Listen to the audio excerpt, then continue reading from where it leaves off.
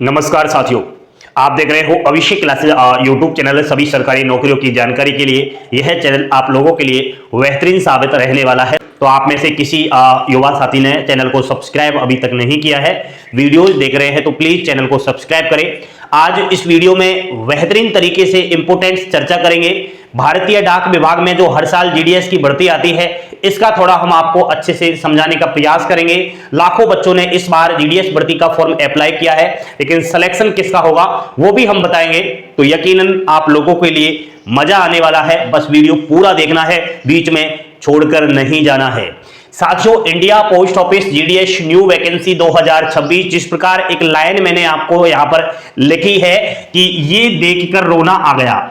ऐसा क्या मैंने देखा कि खुद मुझे ही रोना आ गया, तो फिर बच्चों से क्या गुजर रही होगी ये मैं अच्छे से समझ सकता हूं। प्यारे साथियों, सवाल आ रहे हैं इस भर्ती को लेकर के कि सेकंड मेरिट लिस्ट आ रही है तो सेकंड मेरिट लिस्ट का कट ऑफ कितना जाएगा। अलग अलग सर्किल से मुझे बार बार स्टूडेंट संपर्क कर रहे हैं, ठीक है, वो अपना सर्किल का बता रहे हैं कि इस सर्किल से सर हमने फॉर्म अप्लाई किया है, क्या हमारा इस बार जीडीएस की मेरिट लिस्ट में नंबर आ जाएगा। तो जी हाँ, इन सबके सवाल के आंसर दूंगा। लेकिन साथियों, मैंने एक चीज देखी है, पिछले 2-3 साल से मैंने इस भर्ती की जो मेरिट लिस्ट है इसको बारीकी से देखा है, प्रत्येक सर्किल की।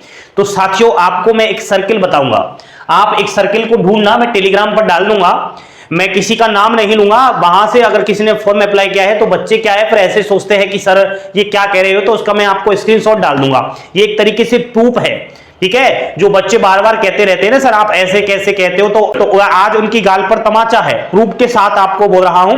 और अभिषेक क्लासेस बिना किसी प्रूफ के ये बात करता ही नहीं है। साथियों, आप यकीन नहीं मानोगे, सीरियल नंबर 996 पर देखना, स्टूडेंट्स है, बीपीएम का पद मिला है और ओबीसी कैटेगरी से है, और इसकी परसेंटेज देखना 64.4 पर सिलेक्शन हुआ है। इसी भर्ती में जो 28,636 पदों पर आई है, और मैं बात कर रहा हूं फर्स्ट मेरिट लिस्ट की। जी हां, फर्स्ट मेरिट लिस्ट में इतनी कट ऑफ पर इसका सिलेक्शन हुआ है, वो भी ब्रांच पोस्ट मास्टर मिला है यार। रुको, अभी सीरियल नंबर 942 पर देखना, बीपीएम पद मिला है और यहां पर ओबीसी कैटेगरी से है, 67 पर नौकरी मिल गई है। साथियों, यहां 922 सीरियल नंबर पर देखना, बीपीएम मिला है, ईडब्ल्यूएस कैटेगरी से है, 48.6, 48.6 परसेंटेज पर फर्स्ट लिस्ट में इसको नौकरी मिल चुकी है। कौन कहता है कि जीडीएस की कट ऑफ, सर आप ऐसे ही कहते हो कि 40, 50, 60% पर सिलेक्शन होता है, हमारा तो नहीं हुआ। हां बच्चा, तेरा सिलेक्शन नहीं हुआ होगा, लेकिन ये कौन है। तो इस चीज को देख करके साथियों मैं समझता हूं काफी सारे सवाल खड़े हो जाते हैं इस भर्ती के सिलेक्शन प्रोसेस के ऊपर। प्यारे बच्चों, बहुत सारे ऐसे भी स्टूडेंट्स हैं, ऐसे भी कैंडिडेट्स हैं जिनका 100% होता है, फिर भी लिस्ट में नाम नहीं आया। अभी भी मुझे वो मैसेज कर रहे हैं, सर मेरा 99% है, 100% है, 70, 80, 90% को छोड़ो, आप अभी तो आप 100% को लो। इतने परसेंटेज होने पर भी फर्स्ट मेरिट लिस्ट में जीडीएस में सिलेक्शन नहीं हुआ। तो साथियों, 100% का सिलेक्शन नहीं हुआ और 48% का सिलेक्शन हो गया। तो मैं इस भर्ती को एक तरीके से साथियों, जिस तरीके से लकी ड्रॉ निकलती है ना, लकी ड्रॉ, एज ए मुंह से एक टीचर को नहीं बोलना चाहिए, लेकिन एक सट्टा जैसी हालत हो चुकी है इस भर्ती की। आप मुझे कमेंट में आज पूरा भर देना, क्या वास्तव में ऐसा किसी स्टूडेंट के साथ हुआ है कि एक 48% वाले का सिलेक्शन हो जाता है और एक 100% वाला बच्चा कह रहा है कि मेरा फर्स्ट लिस्ट में नंबर नहीं आया। तो यही तो हालत हो चुकी है एक तरीके से लकी ड्रॉ वाली। यानी इस भर्ती के सिलेक्शन प्रोसेस पर अब हमारा भी विश्वास उठ गया है, हम भी भरोसा नहीं करते हैं। साथियों, बड़ा ही दुख होता है, ये देखकर रोना आ जाता है कि कहीं ना कहीं जो मेहनती स्टूडेंट्स हैं, जिसके अच्छे परसेंटेज हैं, ऐसे बच्चों का सिलेक्शन होना चाहिए, लेकिन नहीं होता है। साथियों, हमारी कोशिश आज से ही नहीं, पिछले 3 साल से मैं बात कर रहा हूं, 2022, 2023, 2024, 2025, अब 26 चल रहा है। इन सालों में मैंने मेरे मुंह से इतने शब्द बोले हैं कि जीडीएस भर्ती के सिलेक्शन प्रोसेस में बदलाव होना चाहिए, लेकिन उस वीडियो पर लाइक वही स्टूडेंट्स करता है जिसको वास्तव में मेहनत पर गर्व है। जिसने फर्जी मार्कशीट बनाई है वो बच्चा बिल्कुल लाइक नहीं करेगा। उसको मतलब क्या है, उसको तो फर्जी मार्कशीट बना करके, और तुम समझदार हो सब। तो ये चीज है, आप शेयर किया करो वीडियो को। अब भी मैं कह रहा हूं कि आने वाली जितनी भी भर्ती है जीडीएस की, भाई सबको पता है कि साल में 2 बार भर्ती निकलती है, 1 जनवरी में और 2 जुलाई में। तो जनवरी वाली तो निकल चुकी है, जुलाई वाली आई। आने वाली भर्ती के सिलेक्शन प्रोसेस में चेंज होना चाहिए। अगर आप ये चीज नहीं देखना चाहते हो तो सभी बच्चों को समान अंक मिलने चाहिए साथियों। सभी बच्चों को सिलेक्शन प्रोसेस में कुछ प्रणाली अपनानी चाहिए। मैं किसी के खिलाफ नहीं बोल रहा, या मेरा ये कोई दुश्मन नहीं है 48% वाला, ये भी भाई है अपना। लेकिन किस तरीके से मेरिट लिस्ट निकल रही है, ये थोड़ा सोचने लायक बात होती है।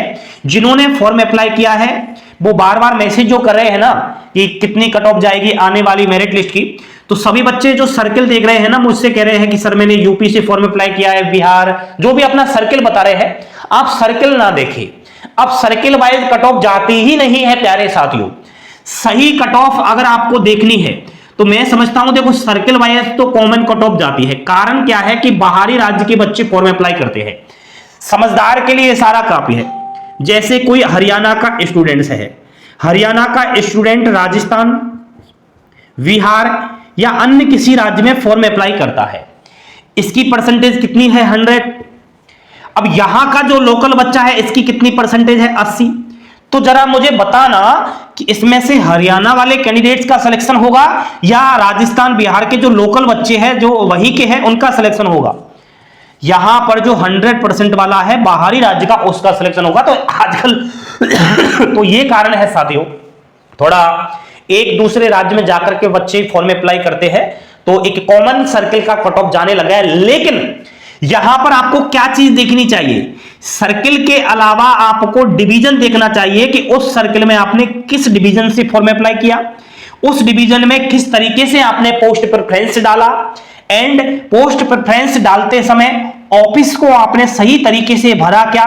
पहले अगर आपकी कम परसेंटेज है तो बॉर्डर और नक्सली इलाके वाला आपको पोस्ट प्रेफरेंस ऑफिस देना चाहिए, फिर ग्रामीण की तरफ जाना चाहिए, और लास्ट में शहरी पोस्ट ऑफिस बनना चाहिए कम परसेंटेज के लिए। उसके बाद आपको पोस्ट देखनी होती है, डाक सेवक पहले बनना चाहिए, उसके बाद एबीपीएम की तरफ जाना चाहिए, और लास्ट में हमें कहीं बीपीएम बनना चाहिए कम परसेंटेज के बाद।